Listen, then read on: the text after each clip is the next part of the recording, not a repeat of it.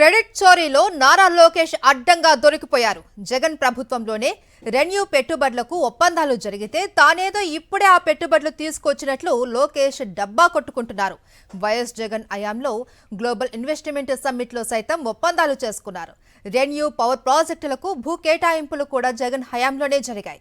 అనంతపురం, శ్రీ సత్యసాయి జిల్లాలో రెన్యూకి భూములు కేటాయించింది అప్పటి వైఎస్ఆర్సీపీ ప్రభుత్వం. 600 మెగావాట్లు, 300 మెగావాట్ల గ్రీన్ ఎనర్జీ ప్రాజెక్టులు మంజూరు చేశారు. 2023 జూన్ 20న రెన్యూ ప్రాజెక్టుకి అనుమతులు ఇస్తూ జీవో నెంబర్ 15 జారీ చేసింది. ఇక జీవోలపై సీఎస్ ఎనర్జీ సెక్రటరీగా కూడా ఉన్న విజయానంద్ సంతకాలు చేశారు. అయినా తామే రెన్యూని ఏపీకి తీసుకొచ్చామంటూ పచ్చి అబద్ధాలు ట్వీట్ చేశారు నారా లోకేష్. క్రెడిట్ చోరీలో నారా లోకేష్ అడ్డంగా దొరికిపోయారు. జగన్ ప్రభుత్వంలోనే రెన్యూ పెట్టుబడులకు ఒప్పందాలు జరిగితే ఇప్పుడు లోకేష్ ఆ క్రెడిట్ ని చోరీ చేసే ప్రయత్నాలు చేస్తున్నారు. ఇక దీనికి సంబంధించి పూర్తి డీటెయిల్స్ మా ప్రతినిధి సతీష్ అందిస్తారు. సతీష్, మహేశ్వరి, మరొకసారి మంత్రి నారా లోకేష్ అడ్డంగా దొరికిపోయారు. ముఖ్యంగా వైఎస్ జగన్మోహన్ రెడ్డి ప్రభుత్వం పైన బురద చల్లపోయి, అదేవిధంగా వైఎస్ జగన్మోహన్ రెడ్డి హయాంలో వచ్చినటువంటి పెట్టుబడులను తమ ఖాతాలో వేసుకోబోయి మరొకసారి నారా లోకేష్ ఈ క్రెడిట్ చోరీలో అడ్డంగా దొరికిపోయినటువంటి పరిస్థితి. ముఖ్యంగా ఈరోజు ఉదయాన్న దానికి ఒక భారీ అంచనాలను క్రియేట్ చేసి మరి ఒక ట్వీట్ చేశారు నారా లోకేష్.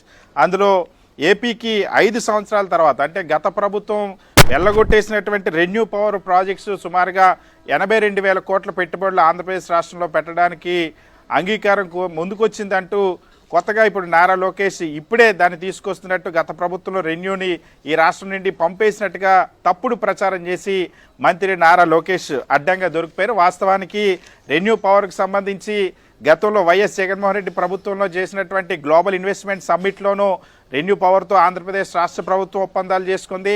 అదేవిధంగా వైఎస్ జగన్మోహన్ రెడ్డి ప్రభుత్వంలోనే రెన్యూ పవర్కి సంబంధించినటువంటి జీవోలు, భూముల కేటాయింపులు, జీవో జారీ చేయడంతో పాటు భూముల కేటాయింపులు, వాటికి సంబంధించిన రాయితీలు కూడా కల్పించడం జరిగింది. 2023లోనే దీనికి సంబంధించినటువంటి జీవోలు జారీ చేసింది. ఇందులో చాలా స్పష్టంగా మనం చూడొచ్చు.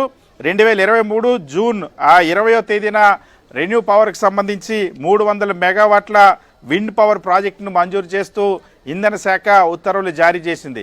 సాక్షాత్ ఇప్పుడు ఎవరైతే ఈరోజు ఆ రెన్యూ పవర్కి సంబంధించి జీవోలు జారీ చేస్తూ ఉన్నారో, స్పెషల్ సిఎస్గా చీఫ్ సెక్రటరీగా ఉన్నటువంటి విజయానంద్, అదేవిధంగా ఎనర్జీ డిపార్ట్మెంట్ కూడా ఆయన సెక్రటరీగా ఉన్నారు. అదే విజయానంద్ గతంలో గ్లోబల్ ఇన్వెస్ట్మెంట్ సమ్మిట్లో రెన్యూ పవర్తో ఎంఓయూలు చేసుకున్నారు. ఆ తర్వాత జారీ చేసినటువంటి జీవోల్లో కూడా విజయానందే సంతకాలు చేశారు.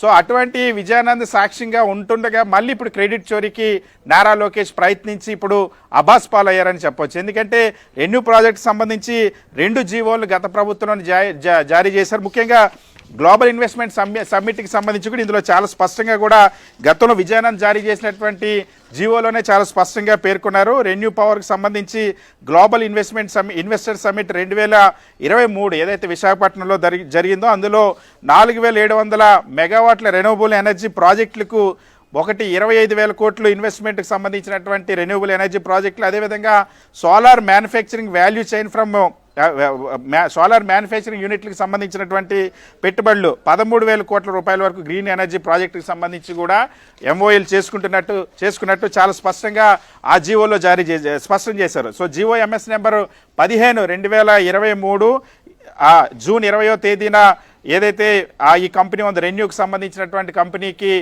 భూములు కేటాయిస్తూ సత్యసాయి జిల్లా, అనంతపురం జిల్లాలో భూములు కేటాయిస్తూ జారీ చేశారు. దాని తర్వాత అదే ఎంఓఏల్లో భాగంగా ఏవైతే వైఎస్ జగన్మోహన్ రెడ్డి ప్రభుత్వం నిర్వహించినటువంటి గ్లోబల్ ఇన్వెస్టర్ సమ్మిట్ ఉందో ఆ సమ్మిట్లో చేసుకున్నటువంటి ఒప్పందాలకు కొనసాగింపుగా ఆ ఒప్పందాలను గ్రౌండ్ చేసేందుకు వీలుగా రాష్ట్ర ప్రభుత్వం, వైఎస్ జగన్మోహన్ రెడ్డి ప్రభుత్వమే ఫిబ్రవరి 5వ తేదీన 2024 ఫిబ్రవరి 5వ తేదీన మరొక జీవో జారీ చేసింది. అందులో చాలా స్పష్టంగా 600 మెగావాట్ల విండ్ పవర్ ప్రాజెక్ట్ ఏదైతే ఉందో దాన్ని రెన్యూ విక్రమ్ శక్తి ప్రైవేట్ లిమిటెడ్కి దానికి సంబంధించినటువంటి భూములు అలాట్ చేస్తూ సత్యసాయి జిల్లా, అదేవిధంగా అనంతపురం జిల్లాలో అలాట్ చేస్తూ దీనికి సంబంధించినటువంటి జీవో జారీ చేసింది.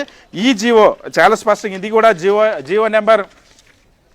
జీవో ఎంఎస్ నెంబర్ 16 ఈ జీవోను కూడా జారీ చేసింది వేరే ఎవరో కాదు. ఇప్పుడు ఎవరైతే ప్రస్తుతం చీఫ్ సెక్రటరీగా ఉన్నారో, ఎనర్జీ సెక్రటరీగా ఉన్నారో విజయానంద్, అప్పుడు కూడా స్పెషల్ చీఫ్ సెక్రటరీగా ఆ ఇంధన శాఖకి సంబంధించినారు. సో అదే అధికారి సమక్షంలో జరిగినటువంటి ఒప్పందాలని, దానికి సంబంధించినటువంటి వీడియోలు కూడా ఉన్నాయి. ఏదైతే రెన్యూ కంపెనీకి సంబంధించి గ్లోబల్ ఇన్వెస్టర్ సమ్మిట్లో చేసుకున్నటువంటి ఒప్పందాలు, దానికి సంబంధించిన జీవోలు, వీడియోలు అన్నీ కళ్ళ ముందు కనిపిస్తున్నా సరే, అంతేకాకుండా ఈ సంతకాలు చేసినటువంటి అధికారి కూడా ఇప్పుడు పక్కనే, సీఎం పక్కనే ఉన్నప్పటికీ కూడా మళ్ళీ ఇప్పుడు గత 5 సంవత్సరాలు రెన్యూ కంపెనీని రాష్ట్రంలో రాకుండా చేశారు, మేమిప్పుడు దాని ద్వారా అదే కంపెనీ చేత 82,000 కోట్ల పెట్టుబడులు పెట్టిస్తున్నాం అంటూ క్రెడిట్ చోరీ చేసేటువంటి ప్రయత్నం చేశారు నారా లోకేష్. ఇప్పుడు ఈ ఆధారాలు, ఈ జీవోలు, అదేవిధంగా ఈ గ్లోబల్ ఇన్వెస్ట్మెంట్ సమ్మిట్కి సంబంధించిన వీడియోలతో మంత్రి నారా లోకేష్ అబాస్ పాలయ్యారు.